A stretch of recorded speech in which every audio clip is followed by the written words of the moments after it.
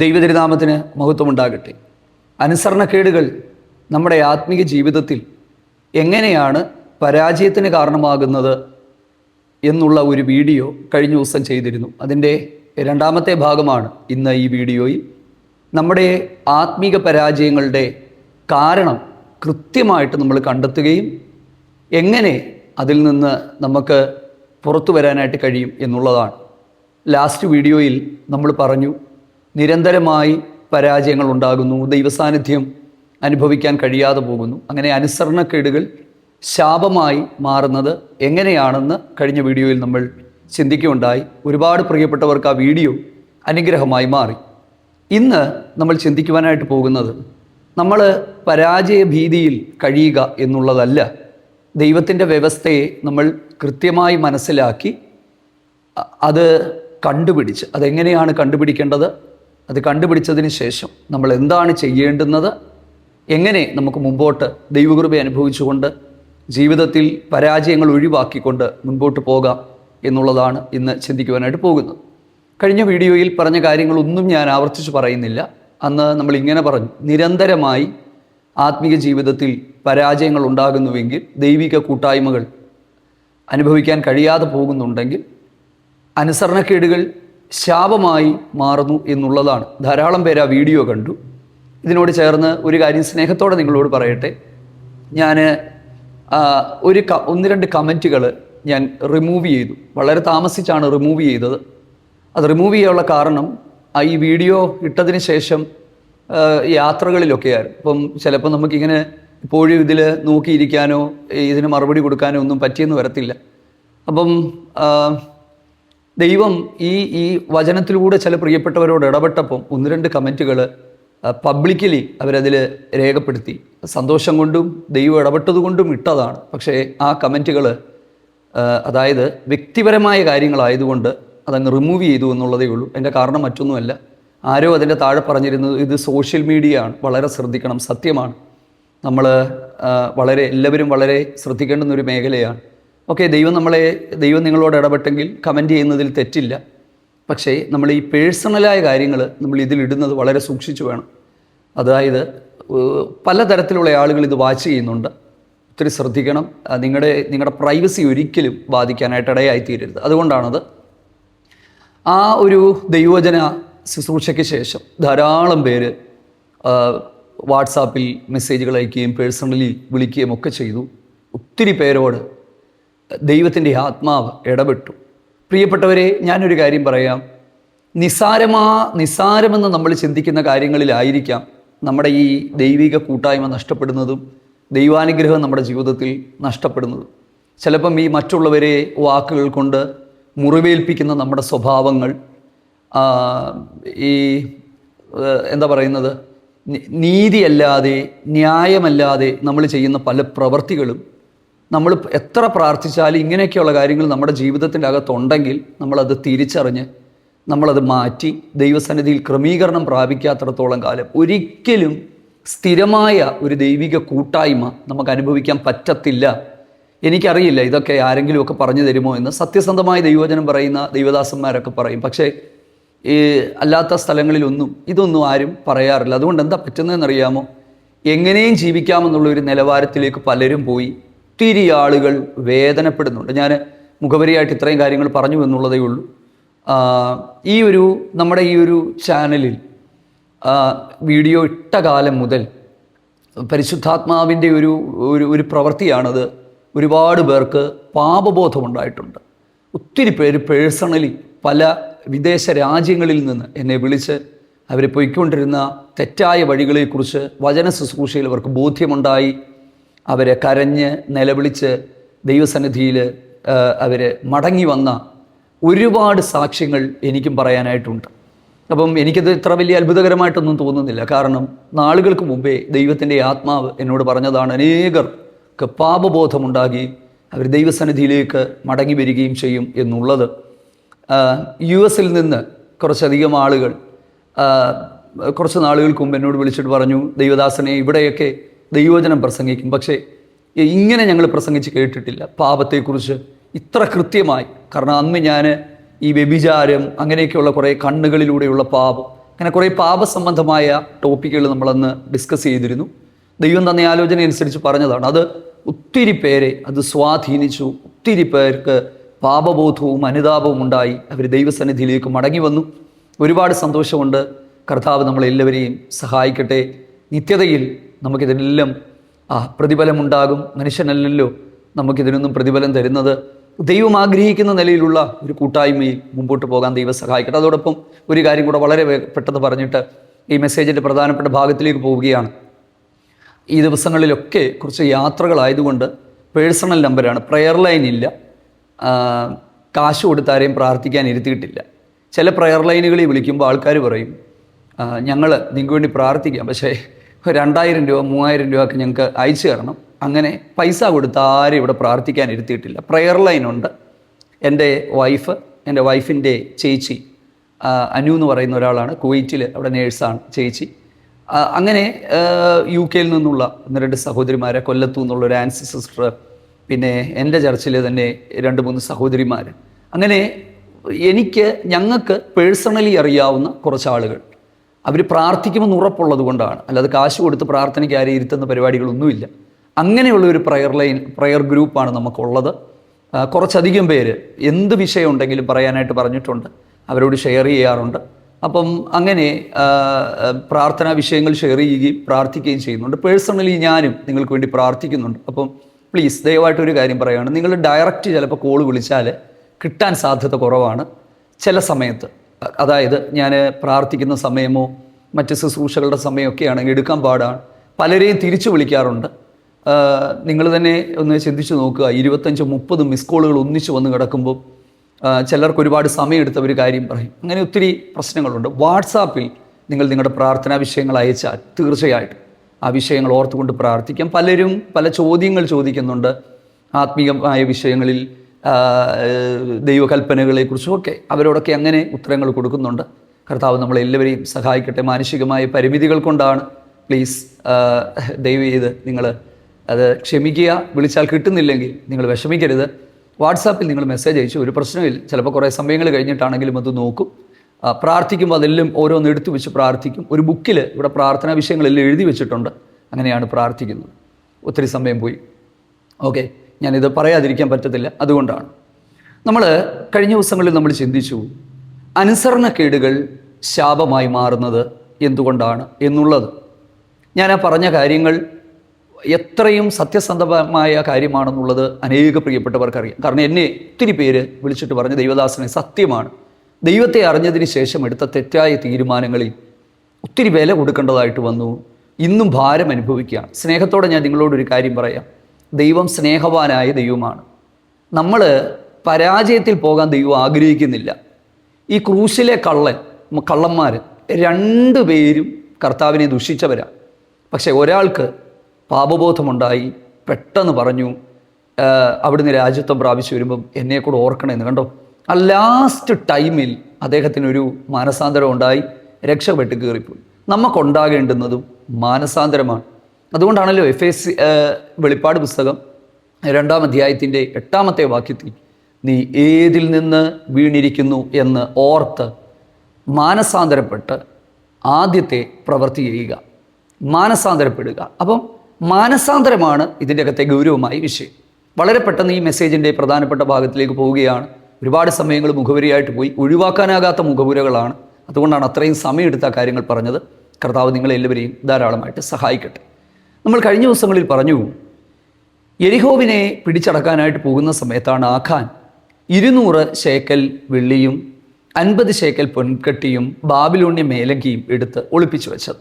പിന്നീടാണ് ഹായി എന്ന് പറയുന്ന താരതമ്യേന ഒരു ചെറിയ പട്ടണത്തിൽ ആ ഹായി ഒറ്റ നോക്കിയിട്ട് വന്ന് ചിലർ യോശുവയോട് പറഞ്ഞു, 2000-3000 ആളുകൾ പോയാൽ മതി, നമുക്കത് ജയിക്കാൻ പറ്റും, എല്ലാവരെയും കൂടെ ബുദ്ധിമുട്ടിക്കണം. അങ്ങനെ അവർ പോകുന്നു, അവർ പരാജയപ്പെടുന്നു, കുറച്ചധികം ആളുകൾ മരിക്കുന്നു, തിരിച്ചു വരുന്നു. തിരിച്ചു വന്നപ്പോൾ യോശുവയ്ക്ക് ഭയങ്കര സങ്കടമുണ്ടായി. യോശുവ ചെയ്തത് എന്താണെന്നറിയാമോ? ദൈവം മുമ്പാകെ പെട്ടകത്തിൻ്റെ മുമ്പിൽ യോശുവയും ഇസ്രായേൽ മൂപ്പന്മാരും സാഷ്ടാംഗം വീണ് കിടന്നു. സന്ധ്യ വരെ കിടന്നു എന്നുള്ളതാണ്. അപ്രോക്സിമേറ്റ്ലി ഒരു 4-5 മണിക്കൂർ കിടന്നിട്ടുണ്ടാകും. കൃത്യമായി നമുക്കറിയില്ല. ഒരു 4-5, ഞാൻ അതിനെക്കുറിച്ച് മനസ്സിലാക്കിയപ്പോൾ 6 മണിക്കൂർ എന്നൊക്കെ പറയുന്നുണ്ട്, പോട്ടെ, 4 മണിക്കൂർ ദൈവം മുമ്പിൽ വീണ് കിടന്നു. പ്രിയമുള്ളവരെ, ഞാൻ ഇനി പറയുന്ന കാര്യങ്ങൾ ശ്രദ്ധിക്കുക. കഴിഞ്ഞ ദിവസങ്ങളിൽ നമ്മൾ പറഞ്ഞു, ദൈവം ഒരിക്കലും ദൈവത്തിൻ്റെ വ്യവസ്ഥ വിട്ട് ചെയ്യത്തില്ല. അതായത് യോശുവയോട് ദൈവം പറയുന്നുണ്ട്, ഞാൻ നിങ്ങളോടുകൂടെ പോരാതെ ഇരുന്നത് നിങ്ങളുടെ അനുസരണക്കേടാണ്. അപ്പം ഞാൻ ഇത്രയും കാര്യങ്ങൾ പറയുമ്പോൾ ചില ആൾക്കാർ ചിന്തിക്കും, ദൈവദാസനെ ഇത് പഴയ നിയമമല്ലേ, പുതിയ നിയമത്തിൽ ഇങ്ങനെയൊക്കെ ഉണ്ടോ? കാരണം പുതിയ നിയമത്തിൽ നീ കൃപയിലാണെങ്കിൽ നീ ചെയ്യുന്ന പാപങ്ങളൊന്നും നിനക്ക് വിഷയമല്ല എന്നൊക്കെ പറഞ്ഞ് ആളുകളെ തെറ്റിദ്ധരിപ്പിക്കുന്ന ധാരാളം പഠിപ്പീരുകൾ ഇന്നുണ്ട്. സ്നേഹത്തോടെ ഞാൻ പറയാം, ദൈവവചനത്തിൽ നിന്ന് ഞാൻ അതിന് തെളിവ് തരികയാണ്.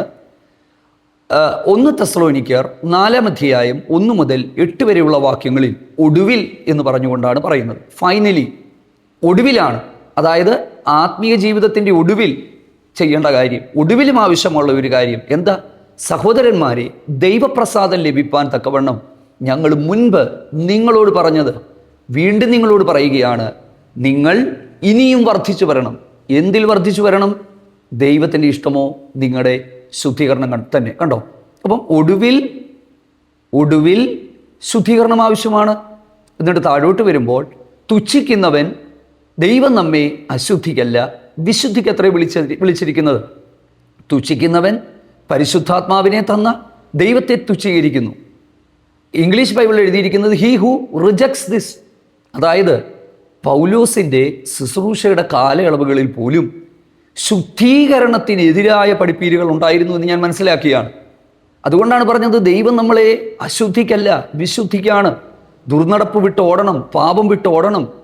ചില ആൾക്കാർ പറയുന്നത്, യേശുവിനെ രക്ഷകനും കർത്താവുമായി സ്വീകരിച്ചു കഴിഞ്ഞാൽ നീ ചെയ്യുന്ന എല്ലാ തെറ്റുകളും ഒന്ന് ഏറ്റു പറഞ്ഞാൽ അതങ്ങ് ക്ഷമിക്കും, തെറ്റ് ചെയ്തു. ഇങ്ങനെ ഈ കയറൂരി ആളുകളെ വിടുകയാണ്. അങ്ങനെ തെറ്റിപ്പോയി എത്രയോ തലമുറകളെ എനിക്കറിയാം. തെറ്റായ ബന്ധങ്ങളിൽ അവർ പെട്ട് പിന്നീട് അത് കണ്ണുനീരിൻ്റെ കയത്തിൽ അവർക്കൊരിക്കലും പഴയ ആ ദൈവിക കൂട്ടായ്മയിൽ വരാൻ പറ്റാതെ ദൈവത്തിൻ്റെ ഹൃദയത്തെ വേദനിപ്പിച്ച പ്രവൃത്തികൾ ചെയ്ത ആത്മീയരായ എത്രയോ പേരെ എനിക്കറിയാം. പ്രിയപ്പെട്ടവരെ, സ്നേഹത്തോടെ ഞാൻ പറയുകയാണ്, നമ്മളെ ആരും കബളിപ്പിക്കരുത്. ഞാൻ ഈ പറയുന്ന കാര്യങ്ങൾ ദൈവവചനത്തിൽ അല്ലെങ്കിൽ നിങ്ങൾ പേഴ്സണലി എനിക്ക് മെസ്സേജ് അയക്കൂ. അല്ലെങ്കിൽ ഞാൻ ഈ പറയുന്ന കാര്യങ്ങൾ വചനത്തിലേതാണ്. കണ്ടോ? ഫൈനലി, ഒടുവിൽ, അതായത് നമ്മൾ ഒടുവിലും ഈ ഒരു ശുദ്ധീകരണം ആവശ്യമാണ്. എഫെസോസിലെ സഭയോടാണ് പറയുന്നത്, അത് യഹൂദന്മാരല്ലല്ലോ. എഫെസോസിലെ സഭയെന്ന് പറയുന്നത് ജാതീയ സഭയാണ്, അല്ലെങ്കിൽ ജാതികളായിരുന്നു. അവരോട് പറയുകയാണ്, നീ ഏതിൽ നിന്ന് വീണിരിക്കുന്നു എന്നോർത്ത് മാനസാന്തരപ്പെട്ട് നിന്റെ ആദ്യത്തെ പ്രവൃത്തി ചെയ്യുക, അല്ലാഞ്ഞാൽ നിന്റെ നിലവിളക്ക് ഞാൻ അതിൻ്റെ സ്ഥാനത്ത് നിന്ന് നീക്കിക്കളയും.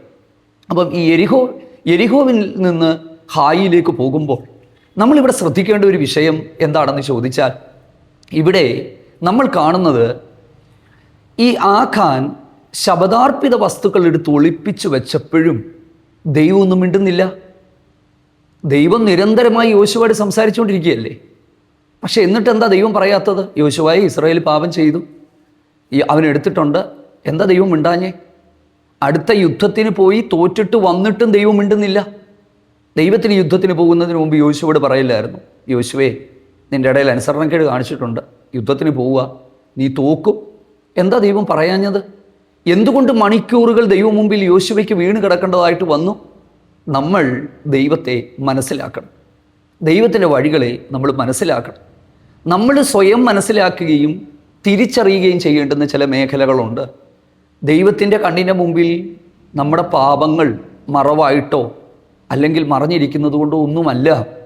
നമ്മൾ സ്വയം ദൈവസന്നിധിയിൽ തിരിച്ചറിഞ്ഞ് കണ്ടുപിടിക്കേണ്ട ചില മേഖലകളുണ്ട്. കുറേ മാസങ്ങൾക്ക് മുമ്പ് ഒരു മെസ്സേജിൽ ഞാൻ പറഞ്ഞു, പ്രവാചകനായ യെശയ്യാവിൻ്റെ പുസ്തകം 6-ാം അധ്യായത്തിൽ സൈന്യങ്ങളുടെ ദൈവമായ യഹോവയുടെ ആ മഹത്വത്തെ കണ്ടപ്പോൾ താൻ സ്വയം തിരിച്ചറിഞ്ഞു, ഞാൻ ശുദ്ധിയില്ലാത്ത അധരങ്ങളുള്ള മനുഷ്യൻ. സിംഹാസനത്തിൽ കർത്താവുണ്ട്, സെറാഫുകളുണ്ട്, അവരാരും വന്ന് യെശയ്യാവിൻ്റെ ചെവി പറഞ്ഞില്ല, നിൻ്റെ പാപം ഇതാണ്, നീ ഇത് തിരിച്ചറിയണം, ഇവിടെയാണ് നീ വീണിരിക്കുന്നത്, നീ ഏതിൽ നിന്ന് വീണിരിക്കുന്നു എന്നോർത്ത്. കണ്ടോ? വീണതേതാണ് അത് നമ്മൾ സ്വയം കണ്ടുപിടിക്കണം. ഇത് വളരെ ബുദ്ധിമുട്ടേറിയൊരു മേഖലയാണ്, എന്നാൽ ബുദ്ധിമുട്ടല്ല താനും. അതായത് രോഗമറിയാതെ രോഗത്തെ ചികിത്സിച്ചാൽ എന്താ പറ്റുന്നത്? കാര്യങ്ങൾ കൈവിട്ടു പോകും, ഇല്ലേ? കുറച്ച് തവണ നമ്മൾ റിപ്പീറ്റഡായി പനിയുമായിട്ട് ആശുപത്രിയിൽ ചെന്നാൽ നല്ല ഹോസ്പിറ്റലുകളാണെങ്കിൽ അവർ പറയും നിങ്ങൾ പോയി ബ്ലഡ് ടെസ്റ്റ് ചെയ്യൂ. നല്ല ഡോക്ടേഴ്സ്. കുറച്ച് ദിവസങ്ങൾക്ക് മുമ്പ് വളരെ ചെറിയ പ്രായത്തിൽ ഡയബറ്റിക് വന്ന് മരിച്ചുപോയ ഒരു സഹോദരൻ്റെ വൈഫിനെ ഞാൻ കാണുകയുണ്ടായി. ഞാൻ ചോദിച്ചു, സിസ്റ്റർ, നിങ്ങളുടെ ഹസ്ബൻഡിൻ്റെ ഡയബറ്റിക് കണ്ടുപിടിച്ചില്ലേ നേരത്തെ? അപ്പം തമിഴ്നാട്ടിൽ ഏതോ ഒരു ഉൾസ്ഥലത്തായിരുന്നു. അവർ പറഞ്ഞ് നിരന്തരമായി അസുഖങ്ങൾ വരുന്നു, വളരെ ചെറിയ പ്രായമാണ്, ആശുപത്രികൾ പോകുമ്പോൾ ആൻറ്റിബയോട്ടിക് എടുക്കുന്നു, മരുന്നുകൾ എടുക്കുന്നു, അതിനു വേണ്ടിയ ചികിത്സകൾ കൊടുക്കുന്നു. പക്ഷെ ഒരിക്കൽ പോലും ഒരു ഡയബറ്റിക്കിൻ്റെ ടെസ്റ്റ് ഒരാശുപത്രിയിലും ചെയ്തില്ല. ലാസ്റ്റിൽ അദ്ദേഹത്തിന് ഹൈ ഡയബറ്റിക്കായി കാർഡിയാക് അറസ്റ്റായി അദ്ദേഹം മരണപ്പെട്ടു വളരെ ചെറിയ പ്രായത്തിൽ. സാധാരണ കേരളത്തിൽ ഒക്കെ നല്ല നല്ല ഹോസ്പിറ്റലുകളിൽ ഒരു 35 വയസ്സ് കഴിഞ്ഞ് ഒരാൾ ചെല്ലുമ്പോഴേ അവർ ആദ്യം ഡയബറ്റിക്കിൻ്റെ പരിശോധനകൾ നടത്തും. ഒരു സ്ട്രിപ്പ് വെച്ച് അവർ നോക്കാറുണ്ട്. പോട്ടെ, ഇതൊരു ആശുപത്രി സംബന്ധമായ കാര്യങ്ങൾ ചർച്ച ചെയ്യേണ്ട ഇടമല്ല. അപ്പം ഞാൻ പറഞ്ഞത്, ഈ നമ്മൾ പരാജയങ്ങളെ നമ്മൾ കാണാനായിട്ട് നമുക്ക് പറ്റുന്നില്ലെങ്കിൽ വീഴ്ചകൾ ഭയങ്കരമായിരിക്കും. ദൈവം ഒരിക്കലും ഇങ്ങനെ ഒരു വീഴ്ച സംഭവിച്ചെന്ന് വെളിപ്പെടുത്തിയില്ല. എന്ത് ദൈവം വെളിപ്പെടുത്താത്തത്? വേദപുസ്തകം മുഴുവനും നമ്മൾ പഠിക്കുമ്പോൾ നമുക്കൊരു കാര്യം മനസ്സിലാകും. ഈ ഏദൻ തോട്ടത്തിൽ ഇറങ്ങി വന്നപ്പോഴും ആദമിനോടും ഹവ്വയോടും വിലക്കപ്പെട്ട ആ ഫലം നീ കഴിച്ചു ഇല്ലേ, നീ അനുസരണക്കേട് കാണിച്ചു ഇല്ലേ എന്നൊക്കെ ചോദിച്ചുകൊണ്ടല്ല ഇറങ്ങി വന്നത്. ആദമേ, നീ എവിടെയാണ്? അപ്പം പറയുകയാണ്, ഞാൻ ഇങ്ങനെയാണ്. ലാസ്റ്റിലാണ് ചോദിക്കുന്നത്. ദൈവത്തിന് അറിയില്ലായിരുന്നു. അറിയാം. നമ്മൾ ദൈവത്തിൻ്റെ വഴികളെയും വിധങ്ങളെയും മനസ്സിലാക്കണം. ആത്മീയ ജീവിതത്തിൽ നമ്മൾ തന്നെ നമ്മുടെ പോരായ്മകളെ ദൈവവചനാടിസ്ഥാനത്തിൽ കണ്ടെത്തണം. അതൊരു ഉത്തരവാദിത്വമാണ്.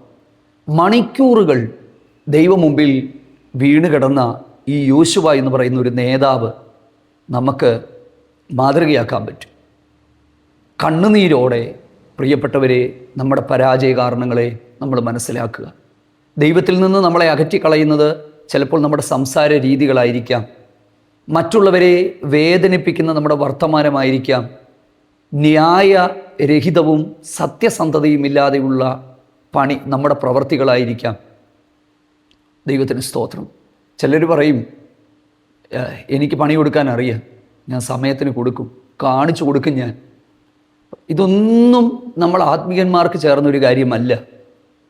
നമ്മൾ മനസ്സിലാക്കണം, ഇതൊക്കെ നമ്മളെ ദൈവത്തിൻ്റെ കൃപയിൽ നിന്ന് അകറ്റിക്കളയുന്നതാണ്.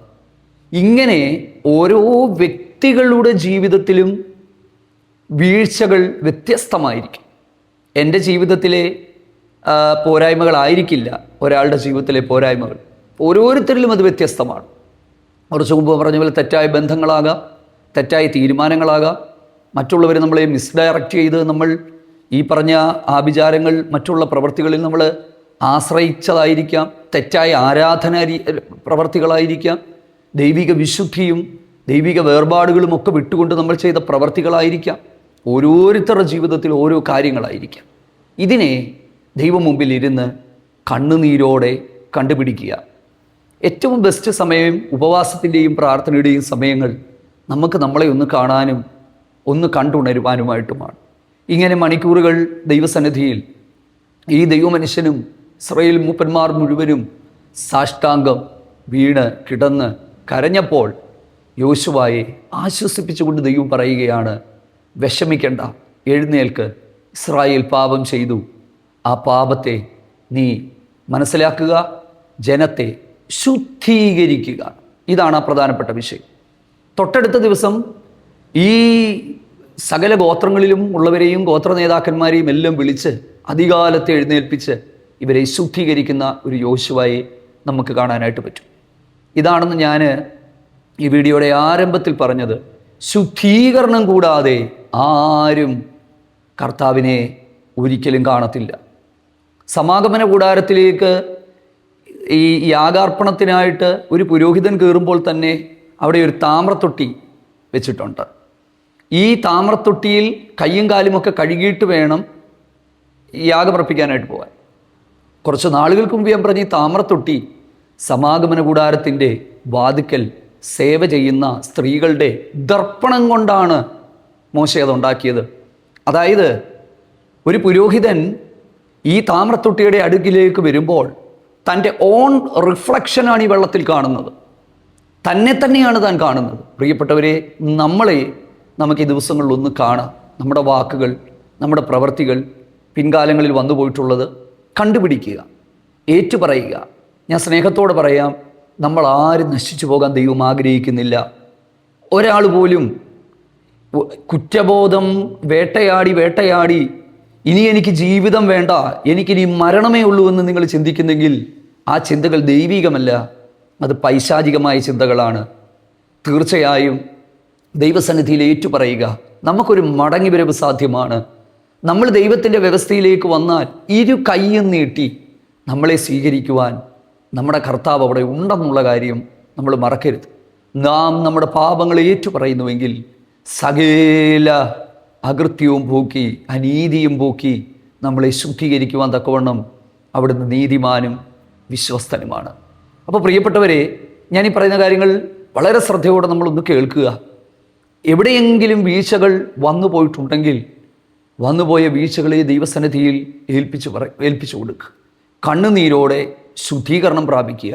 ഇനിയും ആ വീഴ്ചകൾ ഉണ്ടാകാതെ ദൈവിക വിശുദ്ധി നമ്മുടെ ജീവിതത്തിൽ നിലനിർത്തിക്കൊണ്ട് മുൻപോട്ട് പോകാനായിട്ട് കർത്താവ് നമ്മളെക്കുറിച്ച് ആഗ്രഹിക്കുകയാണ്.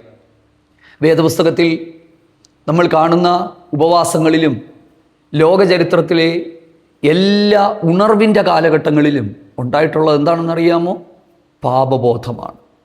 ദൈവവചന ശുശ്രൂഷയിലും നമുക്കുണ്ടാകേണ്ടുന്നത് അനുതാപവും കണ്ണുനീരും പാപബോധവുമാണ്.